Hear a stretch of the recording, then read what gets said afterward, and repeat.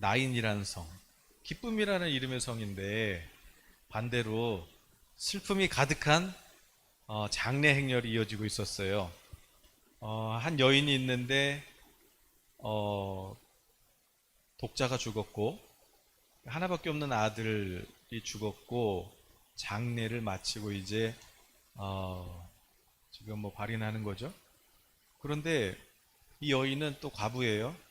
그러니까 먼저 한 번 더 장례를 치렀죠. 남편이 죽었어요. 같이 있어야 되는데 같이 있어야 될 사람이 없는 거예요. 어떻게 살아야 되나? 어떻게 일을 하고, 이 당시만 해도 여성들은 뭐 숫자를 안 셌잖아요. 어떻게 살아야 되지? 뭐 이런 어떤 두려움, 절박함.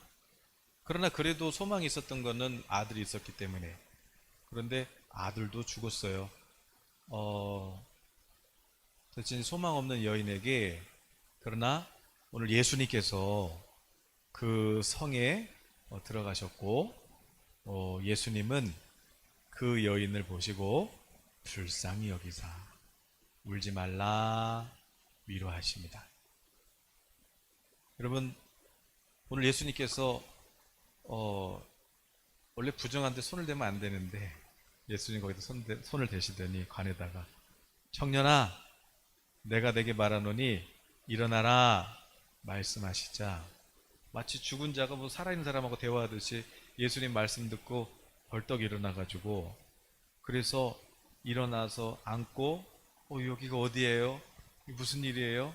말도 하거늘 예수께서 그를 어머니에게 주셨고 그 어머니는 다시 기쁨이 가득한 소망이 가득한 부활의 그 기쁨으로 살아계신 하나님을 찬양했고 또 이 모든 장면을 지켜보던 그곳에 있던 모든 나인성 시민들은 하나님께 영광을 돌리면서 하나님의 큰 선지자가 우리 가운데 일어나셨고 하나님께서 자기 백성을 돌보셨다. 하나님을 찬양하는 이 소문이 유대와 사방에 두루 퍼지니라.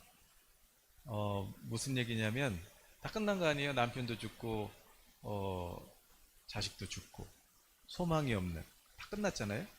그런데 오늘 주님이 하시는 말씀은 뭐냐면 아직 끝난 게 아니다. 오늘도 찬양하는데 예쁜 그런 아주 뭐예요 신발이 운동화지만 굉장히 그 약간 뭐예요 약간 민트 색깔의 새 신발이 하나 이렇게 보이면서 또 새로운 출발을 말씀하시는 것 같아요. 제가 오늘 밖에 이렇게 봤는데 원래 화분이 그 뭐예요 저 무슨 잎사귀예요. 그게 원래 다 죽었어요. 그것도 죽고 그 가시나무 같은 나무도 다 죽었는데 어느 날 보니까 다 살아나 막 새순이 나더니 막 살아났잖아요. 그리고 그 뭐야 그 뭐야 선인장 같이 생긴 이것도 다 말랐는데 또 새순이 난단 말이에요. 그래서 야 그리고 또 전에 제가 그 우리 뭐예요 그 사철나무 조그만 거 그 화분 하나 있는 거 그거 찐득이 잡는다고 그거 킬라풀 했다가 한쪽이 다 죽어버렸어요. 참 어리석은 목사. 그 나무에다 킬라를 뿌면 나무가 삽니까? 다 죽지? 한 명이 죽었는데 거기에 지금 막 또 파랗게 무성하게 지금 났어요. 그런데 오늘 딱 갔는데 이 나무보다 더 막 큰 어떤 그런 뭐가 이렇게 줄기가 막 자라길래 이건 뭐야 그랬는데 오늘 보니까 하얀 꽃이 활짝 폈는데 얼마나 큰지 꽃 이름을 찾아봤더니 엔젤스 트럼프예요. 그러니까 천사의 트럼펫이라는 천사의 나팔꽃, 천사의 나팔꽃이라는 그런 이름의 꽃이더라고요. 하얀색인데 이 하얀색은 또 부활을 뜻하고 또 꽃은 기쁨인데 큰 꽃이에요. 큰 기쁨. 그런데 옆에 또 화분에 또 뭐 이렇게 막 그냥 또 막 넝쿨이 막 자라는 이것도 나팔꽃, 트럼펫, 나팔꽃. 뭐 새로 난 꽃도 나팔꽃, 이것도 나팔꽃. 하늘에서 나팔꽃은 언제 천사들의 나팔, 주님의 재림하실 때가 됐나? 구약에서 나팔은 뭐예요? 언제 제사장 때 나팔 언제 불어요? 전쟁할 때. 요한계시록에서 천사들이 언제 나팔을 해요? 성도들이 기도할 때. 오늘 여러분의 기도에 하나님께서 역사하시기 시작합니다. 네. 큰 기쁨이 네, 넘칠 거예요. 네. 오늘 메시지를 한 문장으로 한다면은 아직 안 끝났다. 아직 끝난 게 아니야. 이거예요. 다 끝났잖아요? 그런데 예수님께서 청년아, 뭐해? 일어나. 말씀하시자 벌떡 일어났어요. 오늘 주님께서 아직 끝난 거 아니야. 아직 끝난 거 아니야. 이제 시작이야. 그러시는 거죠. 여러분 이제 수도권 거리두기 4단계로 격상되면서 이제 우리 요번 주일까지는 그냥 기존대로 좌석수 20% 이렇게 오는 건데 구청에서도 온다고 문자가 왔더라고요. 이제 방역 지침을 어기거나 그러면은 이제 페널티가 좀 강하게 오는 거죠.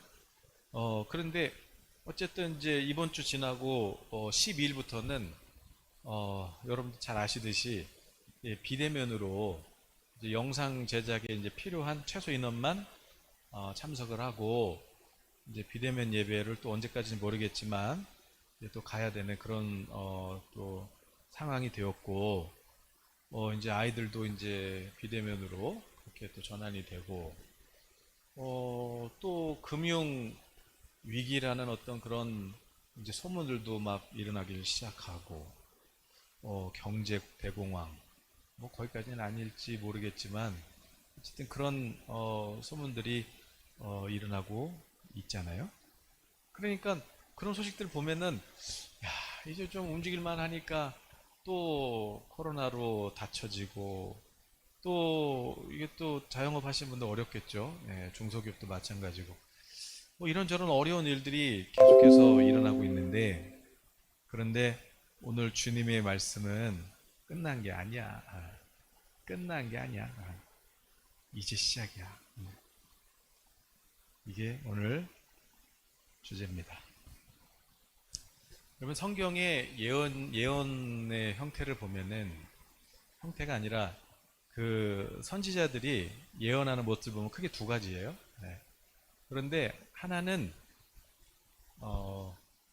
뭐냐면 이제 하나님께서 선지자들 통해 가지고 앞으로 하나님께서 하실 일들을 이렇게 보여주시죠.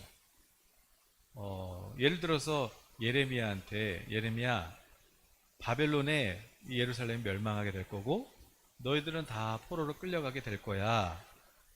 이렇게 하나님께서 하실 일들을 예레미야 선지자에게 보여주시죠. 그럴 때는 이거는 뭐 예레미야가 사람들한테 하나님이 심판하신다 이렇게 뭐 말한다고 해서 그 일이 이루어지고 안 이루어지는 게 아니라 하나님이 하실 일을 그냥 보여주시는 거죠. 그냥 그런 게 있고 또 하나는 예레미야가 이렇게 하나님이 하시는 거는 내가 이렇게 할 거야 하신 거는 예레미야가 아무리 울어도 안 돼요. 하나님 뜻대로 돼요. 또 하나는 에스겔처럼 에스겔 저 뼈들에게 네가 대어내라. 그래서 다시 살아나도록 그렇게 대어내라. 그래서 뼈들아 맞춰져라 대어냈더니 척척척척 맞고 살이 붙어라 살이 붙고 생기가 들어가라 그랬더니 살아나서 큰 군대가 되면서 이 이스라엘 백성들을 향하여 선포하죠. 너희가 저 바벨론 포로되었던 그 감옥에서부터 이제 나와서 하나님이 약속하셨던 적과 꿀이 흐르는 저 땅으로 이제 들어가게 될 것이다. 이렇게 선포하게 되는 거죠. 그거는 에스겔 선지자가 가만히 있으면은 어때요? 가만히 있으면은 뼈들이 그대로 있어요. 선포할 때 뼈들이 붙고 일어나는 거예요. 자, 무슨 얘기냐? 하나님께서 우리나라 또 어떻게 될 것인가? 뭐 경제, 뭐 이런 문제들, 정치, 경제, 또 뭐 주변 정세 어떻게 될 것인가? 저는 이거는 뭐 제가 얘기한다고 되고 안 되고 그런 게 아니에요. 그냥 하나님께서 하실 일들을 그냥 우리한테 이렇게 부분적으로 우리가 아니까 뭐 저는 그냥 살짝 보여준다고 저는 믿는데 언제죠? 2017년 그 초였던 것 같은데 하나님 우리나라는 어떻게 되는 건가요? 이럴 때 하나님께서 그때 새벽에 3시에 딱 일어났더니 3시대가 꿈을 꿨는데 똑같은 말을 제가 연속 3번 하면서 큰 소리로 막 외치면서 깬 거죠. 하나님께서 이 땅에 대한 심판을 유보하셨다. 그러면서 그때 이제 꿈에서 그래, 김일성이 죽었다. 그리고 뭐 술 취한 자가 죽었다. 그러면서 3번을 제가 외쳤는데 그게 누구냐면 이 교육, 정치, 그다음에 교회, 신학교, 여기서 술 취한 자들이 다 죽었다 그런 거예요.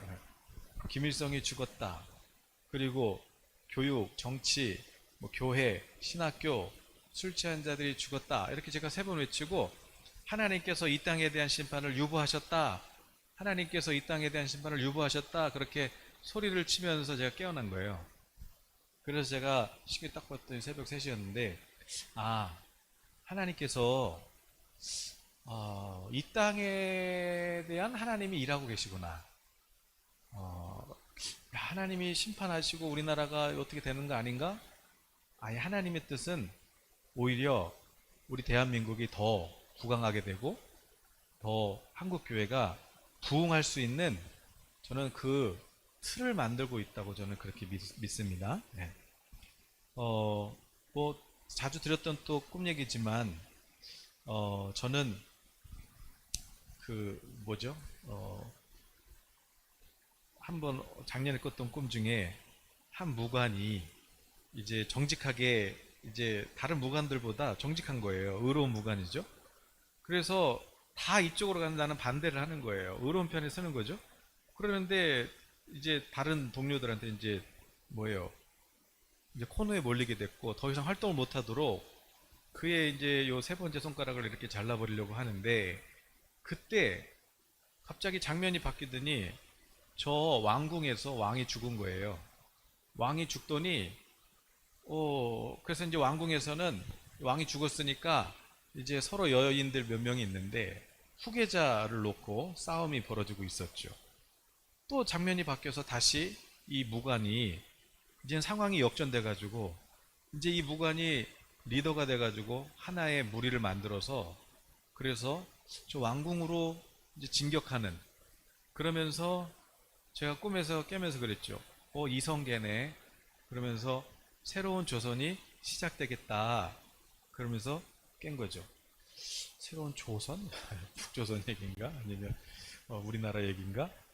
어쨌든 뭔지 모르겠지만 원래 이 왕은 정치인이 된 거잖아요.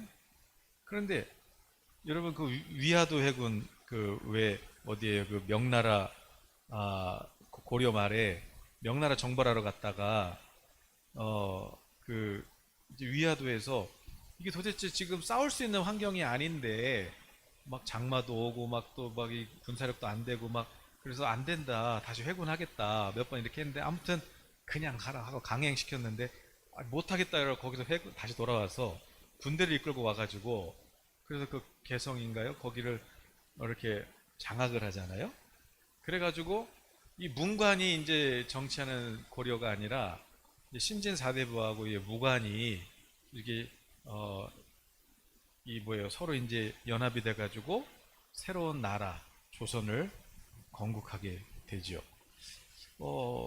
그래서 그러면 이게 이 무관이 우리나라 사람인가 아니면 북한 사람인가? 그런데 저는 둘 다 있다고 봐요. 그래서 저 북한은 그 여러 열왕기하 9장에 보면은 예후라는 장군이 나와요. 사령관이 있는데 군인이죠. 그런데 그때 이제 북이스라엘의 9대 왕이 누구였냐면 9번째 왕이 그 아합 왕의 아들이었던 여호람이었어요. 그런데 여러분 잘 아시듯이 가장 악한 왕이 아합 왕이잖아요. 이 아합 왕이 선지자들을 죽이고 온 이스라엘 땅에 우상 신전을 만들어 가지고, 그래서 우상을 숭배하게 했던 이 악한 왕, 그의 아들 여호람이 왕이었고 9대 왕이었고, 그때 이제 이스라엘은 그 아람 나라랑 이제 전쟁 중에 있었기 때문에 당연히 예후 이 사령관은 군인이니까 길르앗 라못이라는 그곳에 주둔하고 있었죠. 그런데 갑자기 엘리사 선지자가 어떤 한 종을 보내가지고 너 길르앗 라못에 가면은 거기에 그 예후가 있을 거야.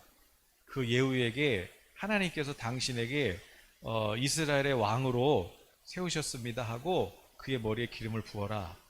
그래서 그가 가서 전쟁터에 있는 이 예후 장군한테 기름을 붓자 그곳에 있던 모든 장군들이 다 일어나 가지고 겉옷을 벗어서 카페트처럼 이렇게 깔아놓고 왕 즉위식을 하죠. 이스라엘의 왕, 예후가 이스라엘 왕이다 그러면서 선언하면서 이 예후 군대가 회군을 해요. 그래갖고 왕궁으로 다시 돌아와가지고 이 누구예요? 그 아합의 아내였던 이세벨과 그리고 이제 이세벨의 그 아들들, 그 왕자들을 다 쳐서 죽이고 그리고 이스라엘 땅에 있던 모든 우상 숭배들을 다 깨트려 부셔버리고 그리고 산당들을 다 허물어 버리죠.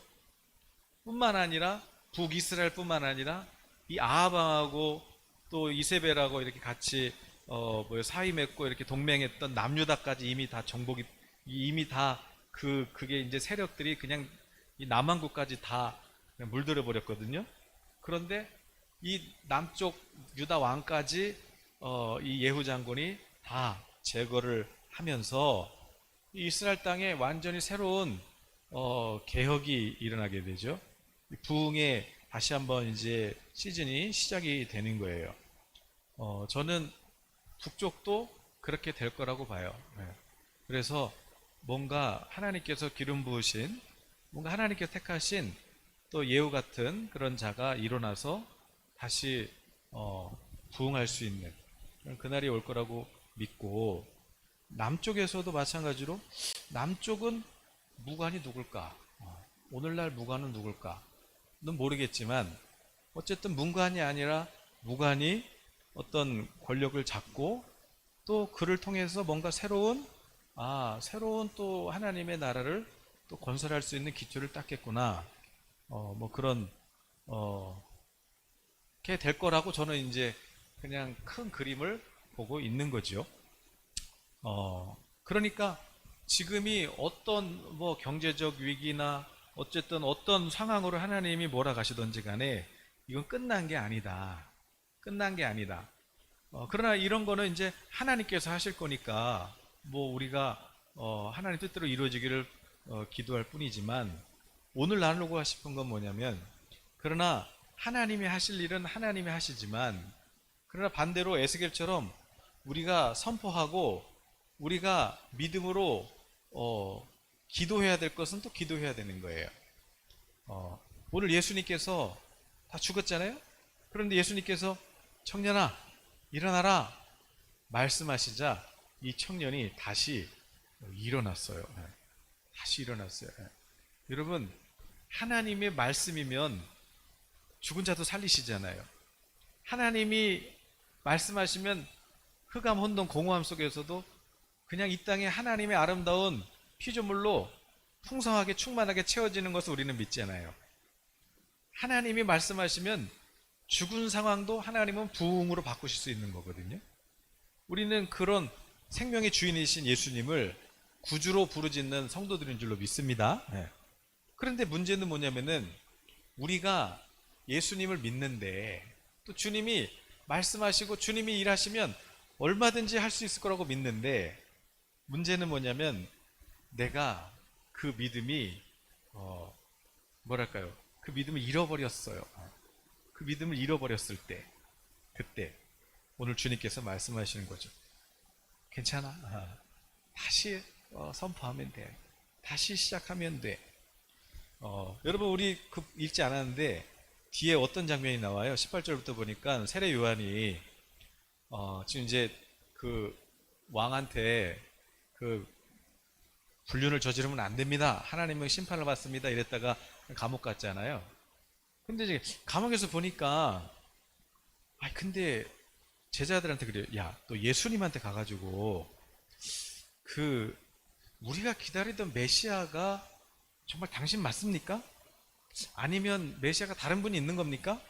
이렇게 한번 좀 여쭤봐라. 아무리 생각해도 저분이 메시아인지 잘 모르겠다. 그러면서 이렇게 보낸 거예요. 그래서 이제 세례 요한의 제자들이 예수님께 와서, 예수님, 우리 선생님이 세례 요한이 여쭤보라 그래요. 여쭤는데 예수님 정말 메시아 맞으세요? 아니면 다른 분이 있나요? 다른 분을 기다려야 되나요? 어, 그런데 때마침 그렇게 물어보고 있는데 거기에 질병을 가지고 또 고통받고 또 귀신 들린 자들이 거기 있어서 예수님께서 고쳐주시는 거예요. 맹인도 보게 하시고. 그러면서 예수님께서 그러신, 가서 지금 너희가 지금 본 거 있지? 그리고 들은 거 있지? 그거 가서 요한한테 알려줘. 맹인이 눈을 뜨고 못 걷던 사람이 다시 일어나서 걷고 나병 환자가 깨끗함을 받고 귀머거리가 듣고 죽은 자가 살아나고 가난한 자에게 복음이 전파된다고 가서 얘기해줘. 그럼 무슨 얘기인지 알 거야. 그래서 이 세례 요한 제자들이 요한한테 와서 아니 예수님 메시아 맞아? 이렇게 물어봤는데 거기 소경의 눈을 뜨고 절뚝거리가 일어나고 귀가 먹고 뭐 거기 죽은 자가 살아나던데요? 그러면서 가난한 자에게 복음이 전파된다 하라 그렇게 전하라는데요? 그랬더니 이 세례 요한이 알았죠. 아, 그 이사야가 예언하신 말씀이잖아요. 이사야 선지자를 통해서 메시아가 오면 눈먼 자 다시 보게 하고 병든 자 앉은 자 다시 일어나고 다시 걷게 되고 귀 먹은 자 다시 듣게 되고 그래서 은혜를 선포하려 하심이라. 아, 그게 그 말씀이 실현되고 있구나. 메시아가 맞구나. 이 요한은 그 말씀을 확인할 수 있었고 그러면서 예수님께서 그래요. 누구든지 나로 말미암아 실족하지 아니하는 자는 복이 있도다 하시니라. 이게 무슨 얘기예요? 여러분 세례 요한은요 성령께서 요한에게 감동하셨어요. 요한아, 너가 만약에 어떤 사람이 그 머리 위에 성령이 머무시는 것을 보거든 그가 메시아인 줄 알아라. 그래서 요한이 이렇게 봤는데 예수님께서 이렇게 오시는데 그 위에 성령이 계시는 거예요. 보라, 세상 죄를 지고 가는 하나님의 어린 양이시다. 그래서 그 예수님을 메시아라고 선포하면서 나는 멸해야 되고 예수님은 흥해야 되고 나는 물로 세례를 주지만 예수님은 성령으로 세례를 베푸시고 저분은 하나님의 아들이시고 우리를 죄에서 구원하실 메시아시다. 그렇게 자기가 선포했잖아요. 자기가 하나님의 어린 양이시다. 그랬고 세례를 베풀자 하늘의 음성이 들어 내 아들이야. 내가 기뻐하는 자야. 하나님의 음성 들었잖아요. 저는 성령이 계시는 걸 봤고 또 성령께서 이는 불과 성령으로 세례를 주는 분이다. 그렇게 해서 선언했고 내 사랑하는 아들이라 음성을 들었고 아니 성령으로 감동받아가지고 그렇게 자기가 자기 입으로 메시아라고 선언했음에도 불구하고 뭐라 그래요? 근데 이게 메시아가 맞나? 메시아가 맞나? 왜 그래요? 자기가 생각했던 메시아가 아닌 거죠. 내가 생각했던 메시아는 도끼로 그냥 나무를 찍듯이 와서 찍어서 그냥 다 이렇게 심판해버리고 통치하셔야 되는데 내가 생각하는 메시아가 아닌 거예요. 메시아가 맞나요? 예수님께서 막 죽은 자 일으키시고 눈먼 다시 보게 하시고 은혜를 복음을 선포해라 이런 말씀을 하시면서 주님이시구나 메시아시구나 이렇게 요한이 확신을 가지고 있었죠. 무슨 얘기냐? 여러분 우리의 정체성이 뭐냐면 우리 인간의 정체성이 뭐냐면 변덕쟁이에요. 변덕쟁이. 여러분 우리가 하나님의 약속 안에 거해야 우리가 하나님께 평탄하게 되고 풍성하게 되고 복을 받고 기쁨이 넘치는 걸 우리가 알잖아요. 또 하나님이 하지 못할 것 없다는 걸 알잖아요. 그렇지만 우리의 이 인간이라는 사람이 육체를 갖고 있는 모든 인간은 별명이 있어요. 변덕. 변덕. 이게 우리 인간이에요.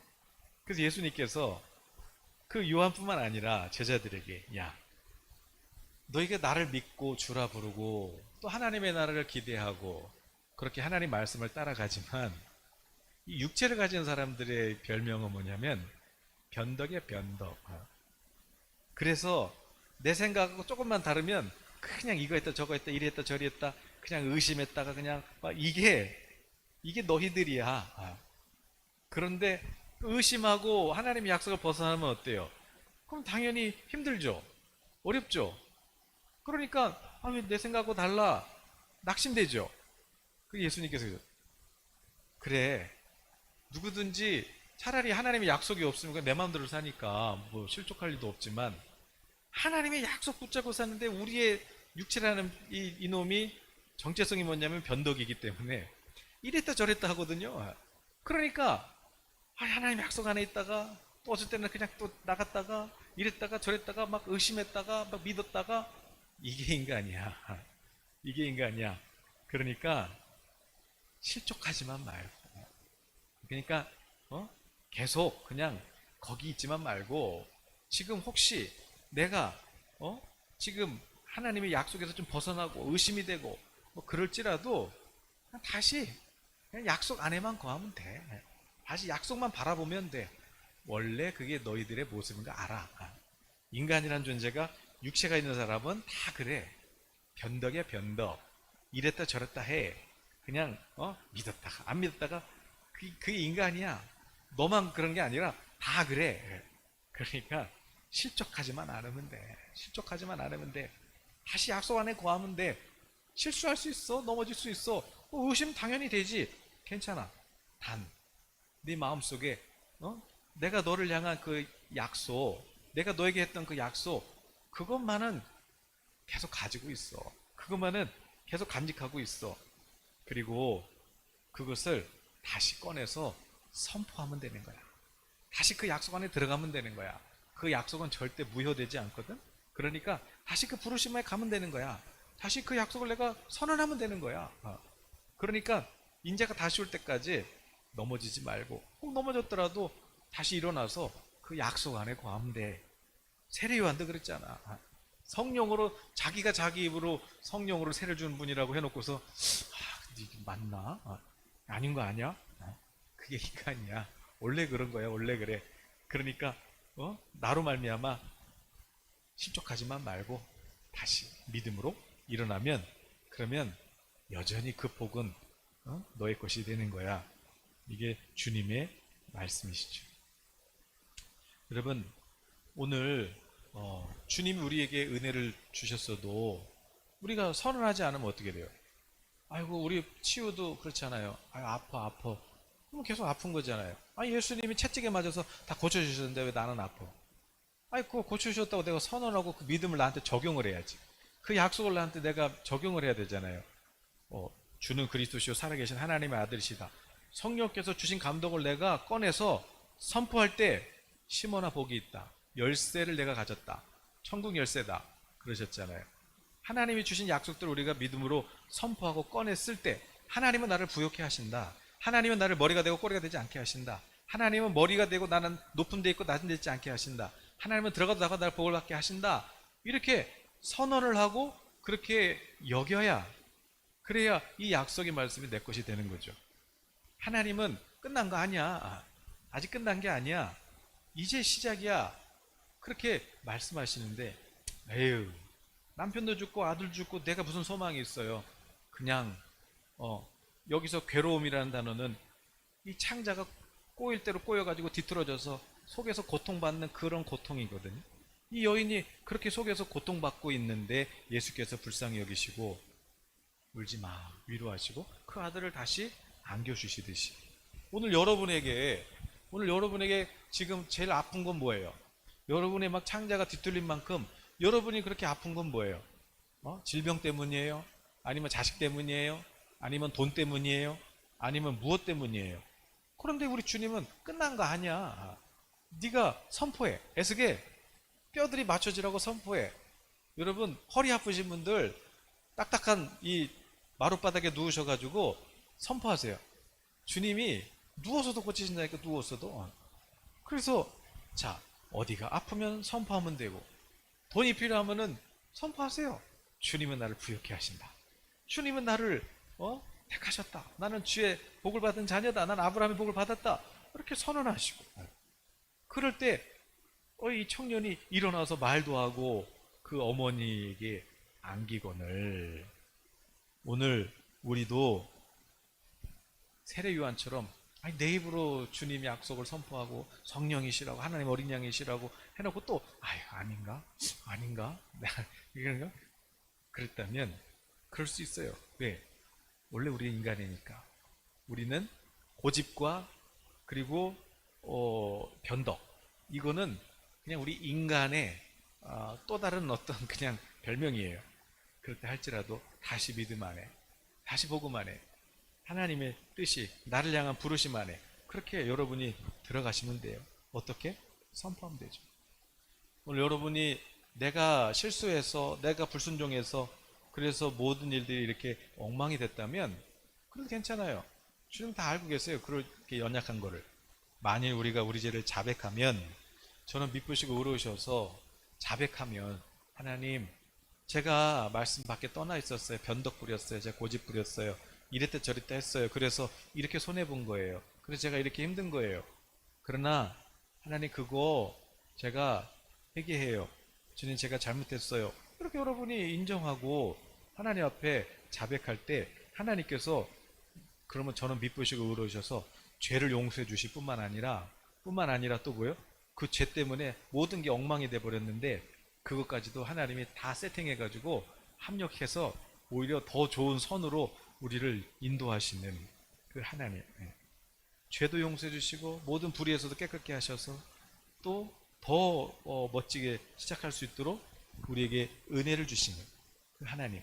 그 하나님이 오늘 우리 안에 계신 임마누엘 하나님이시죠. 그러니까 실족하지 말고 넘어지지 말고 난 안 되나 봐. 나는 믿음이 아닌가 봐. 그러지 말고 원래 그래 원래 누구나. 요한도 그랬는데 뭐 우리는 더 부족하지. 그러면 다시 선포하면 되는 거예요. 하나님의 약속은 내게 유효하다. 하나님의 은혜는 영원한 언약이시다. 이렇게 선포하고 그리고 오늘 그 주님을 찬양하면서 주님 앞에 감사할 때 하나님이 여러분을 향하셨던 그 뜻이 나타나기 시작할 것입니다. 오늘 우리 찬양 하나 하면서 다시 한번 기도했으면 좋겠는데 여러분 가슴에 그 세계 비전만을 꼭 품으시고 다른 건 내가 다 없어도 응가금도 없고 내가 아무것도 없고 지금 사업도 어렵고 건강도 안 좋아도 내게 주신 하나님의 그 세계 비전은 내가 절대 빼앗기지 않으리라. 여러분 그 비전 하나를 품고 오늘 여러분이 그 약속의 말씀을 여러분 마음에 심었다면 곧 싹이 나고 꽃이 피고 열매가 30배, 60배, 100배로 날 것이에요. 우리 찬양하면서 같이 기도하겠습니다.